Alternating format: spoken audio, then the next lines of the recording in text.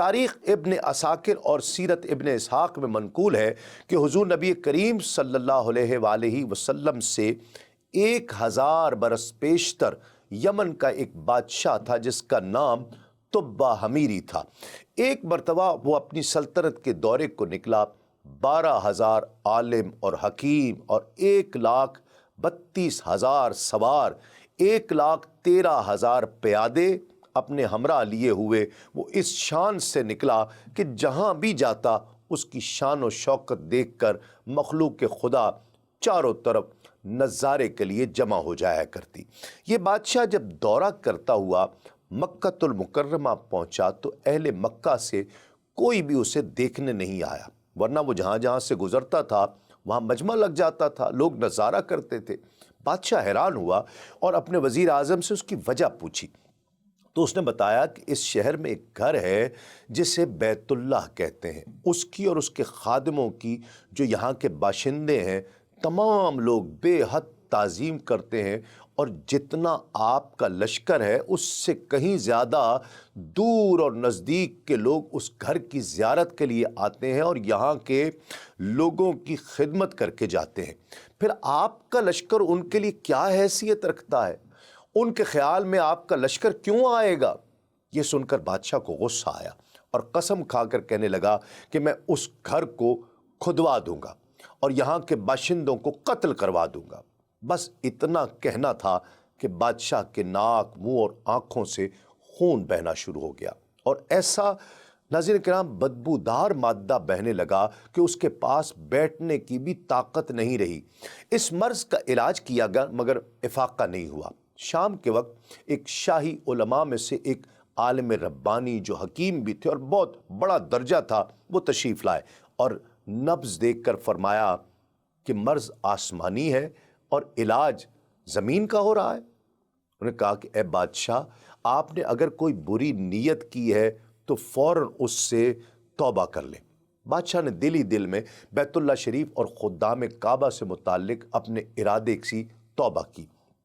توبہ کرتے ہی اس کا وہ خون اور مادہ بہنا فوراً بند ہو گیا، اور پھر صحت کی خوشی میں اس نے بیت اللہ شریف کو ریشمی غلاف چڑھایا اور شہر کے ہر فرد کو 7 اشرفیاں اور 7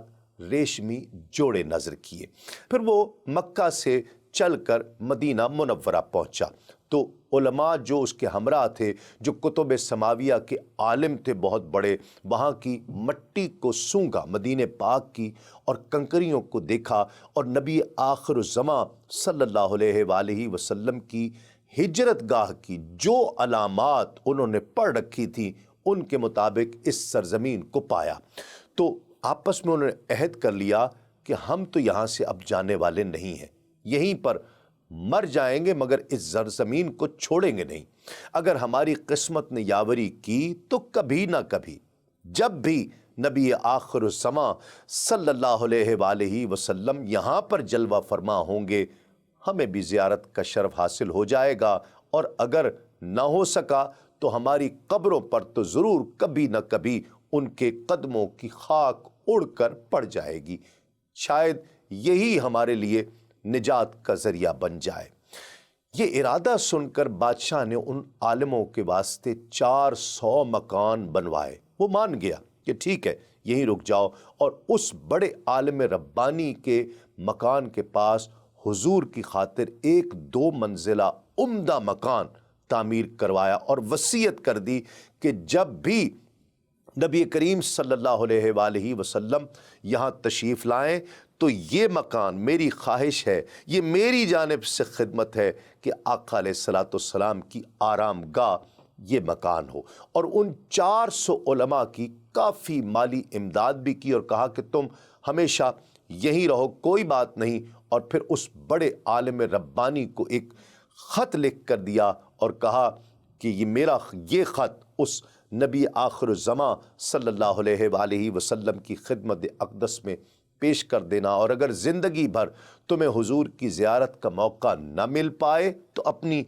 اولاد کو وصیت کر دینا کہ نسل در نسل میرا یہ خط محفوظ رکھیں۔ ناظرین کرام، یہاں تک کہ سرکار ابد قرار صلی اللہ علیہ وآلہ وسلم کی خدمت میں پیش کیا جائے، یہ کہہ کر کہ بادشاہ وہاں سے چلا گیا۔ ناظرین کرام، خدا کی قدرت دیکھیے کہ بالآخر اس عاشق رسول کا خط، طب حمیری کا خط، نبی کریم صلی اللہ علیہ وآلہ وسلم کی خدمت اقدس میں کم و بیش 1000 برس بعد پیش ہوا۔ اس خط میں لکھا تھا، اس کا مضمون یہ تھا کہ کم ترین مخلوق طب اول حمیری کی طرف سے شفیع المذنبین سید المرسلین محمد الرسول اللہ صلی اللہ علیہ وآلہ وسلم کے نام، اما بعد، اے اللہ کے حبیب، میں آپ پر ایمان لاتا ہوں، اور جو کتاب آپ صلی اللہ علیہ وآلہ وسلم پر نازل ہوگی اس پر بھی میں ایمان لاتا ہوں، اور میں آپ کے دین پر ہوں۔ اگر مجھے آپ کی زیارت کا موقع مل گیا تو بہت اچھا اور بہت غنیمت، اور اگر میں آپ کی زیارت نہ کر پایا تو آپ سے گزارش ہے کہ میری شفاعت فرمائیے گا، اور قیامت کے روز مجھے بھول مت جائیے گا۔ میں آپ کی پہلی امت میں سے ہوں، اور آپ کے ساتھ آپ کی آمد سے پہلے ہی بیعت کرتا ہوں، میں گواہی دیتا ہوں کہ اللہ ایک ہے اور آپ اس کے سچے رسول ہیں۔ ناظرین کرام، شاہ یمن کا یہ خط نسل در نسل ان 400 علماء کے اندر حرز جاں کی حیثیت سے محفوظ رہا، یہاں تک کہ 1000 برس کا عرصہ گزر گیا۔ ان علماء کی اولاد اس کثرت سے بڑھی کہ مدینۃ المنورہ کی آبادی میں کئی گنا اضافہ ہو گیا، اور یہ خط دست بدست مائے وصیت کے اس بڑے عالم ربانی کی اولاد میں سے پھر حضرت ابو ایوب انصاری رضی اللہ تعالیٰ عنہ کے پاس پہنچا۔ آپ نے وہ خط اپنے غلام خاص ابو لیلہ کی تحویل میں رکھ دیا، جو 2 منزلہ مکان طب حمیری نے حضور نبی کریم صلی اللہ علیہ وآلہ وسلم کی خاطر بنوایا تھا، وہ اس وقت حضرت ابو ایوب انصاری رضی اللہ تعالیٰ عنہ کی تحویل میں تھا۔ اسی میں حضور نبی کریم صلی اللہ علیہ وآلہ وسلم کی اونٹنی جا کر ٹھہر گئی۔ لوگوں نے ابو لیلہ کو بھیجا کہ جاؤ حضور نبی کریم صلی اللہ علیہ وآلہ وسلم کو شاہ یمن طب حمیری کا خط دے دو۔ لوگ جانتے تھے، یہ بات مشہور تھی۔